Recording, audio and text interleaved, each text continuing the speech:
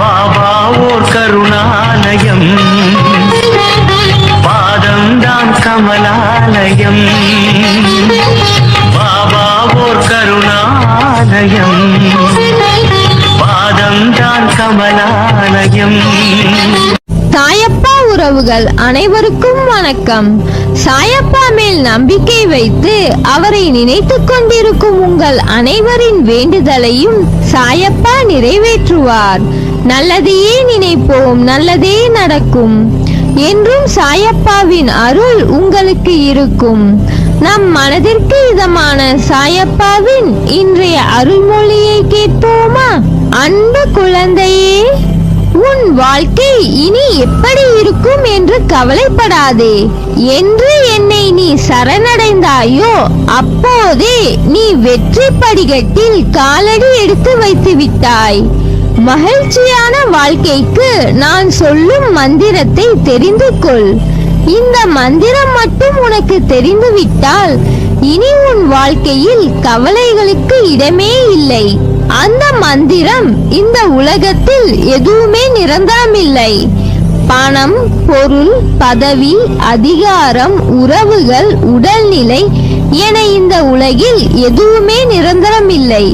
இது உனக்கு மட்டுமல்ல, உலகில் உள்ள அனைவருக்கும் பொருந்தும். எல்லாம் குறிப்பிட்ட காலம் வரை மட்டுமே.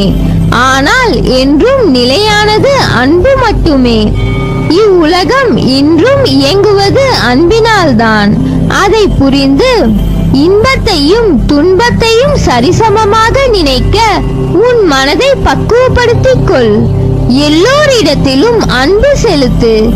யாரிடமும் பாரமும் பகைமை காட்டாதே. இன்பத்தை கண்டு மிகவும் பரவசப்படாமலும் துன்பத்தை கண்டு துவண்டு போகாமலும் உன்னை சமநிலையில் இருக்க பழகிக்கொள். எல்லோருடைய வாழ்க்கையிலும் தடைகள் வரத்தான் செய்யும். ஆனால் மன வலிமையோடு நிதானத்தோடு உனக்கு வரும் தடைகளை நீ எதிர்த்து செயல்பட்டால் வெற்றி நிச்சயம். உனக்கு வரும் கஷ்டமான காலத்திலும் உன் தோல்விகளிலும் நீ மனம் தளராது செயல்பட்டால் எல்லாம் வெற்றியே. வாழ்க்கையில் உனக்கானது எல்லாம் கடவுள் தரும் வரங்கள். அவற்றுள் உனக்கு சில சிரிப்பை ஏற்படுத்தும், சில உனக்கு கண்ணீரை வரவழைக்கும். உன் வாழ்வில் உனக்கு என்ன சோதனைகள் தடங்கல்கள் வந்தாலும் அவற்றை என் அருளால் தகர்த்து எறிவாய்.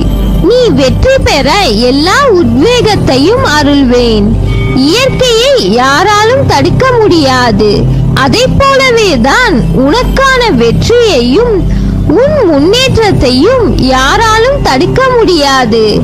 வாழ்க்கையில் நீண்ட காலமாய் உன்னை தடுத்து நிறுத்திய தடுப்பு சுவர்கள் எல்லாம் மறைந்து உனக்கான இனிய உலகம் துவங்க உள்ளது.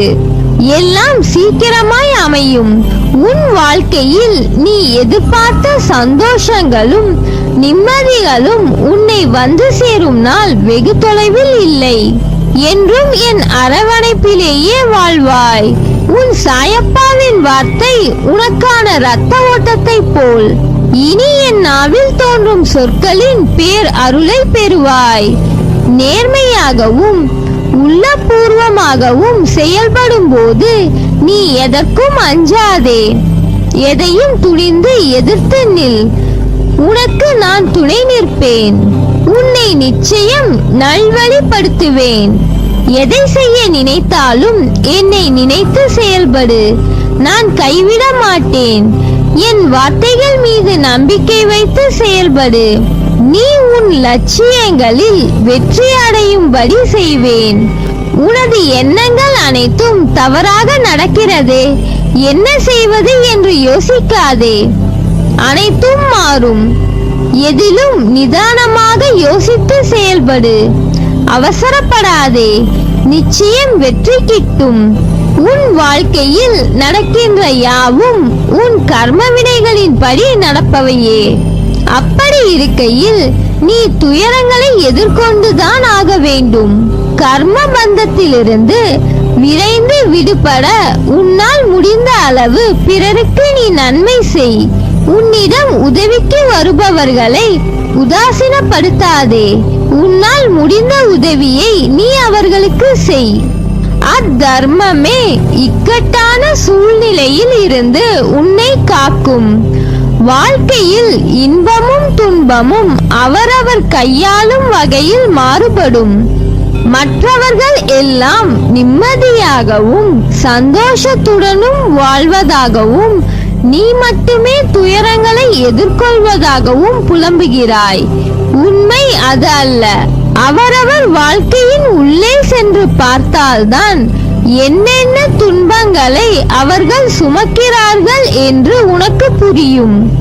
நம்பிக்கையும் பொறுமையும் இருக்கும் மனதில் அதை சோதிக்க எல்லா சோதனைகள் நடைபெறத்தான் செய்யும்.